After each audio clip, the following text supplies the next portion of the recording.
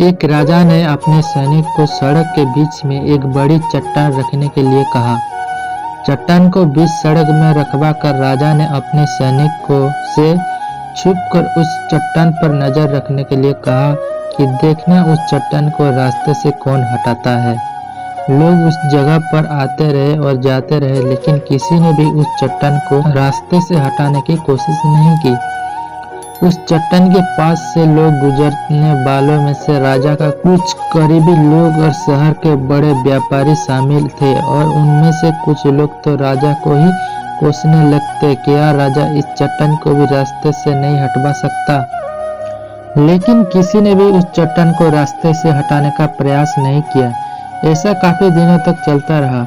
एक दिन एक किसान अपनी सब्जियों के साथ उधर से गुजर रहा था। उसने चट्टान को रास्ते में पड़े देखा और सोचा कि सबको इस चट्टान की वजह से कितनी तकलीफ हो रही होगी। उसने अपनी मजबूत लाठी से उस चट्टान को एक तरफ धकेलने की कोशिश शुरू कर दी। काफी कोशिश के बाद वह उसे सड़क से हटाने में कामयाब हो गया।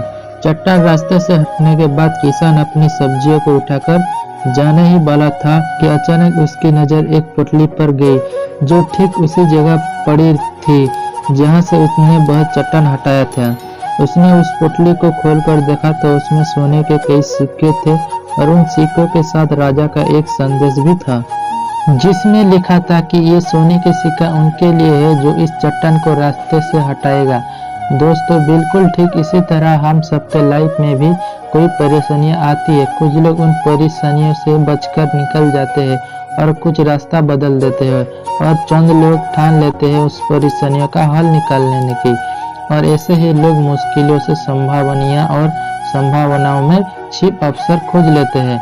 मजबूत इरादे और नेक दिल के साथ किया गया कोशिश को परिणाम हमेशा ही अच्छे आते हैं। इसलिए जीवन की परेशानियों से घबराओ मत, बल्कि उन परेशानियों को हल करने की कोशिश करते हुए जीवन सफर में आगे बढ़ते रहो। अगर ये कहानी आपको अच्छी लगी तो वीडियो को लाइक कीजिए और हमारे चैनल को सब्सक्राइब कीजिए। Thank you.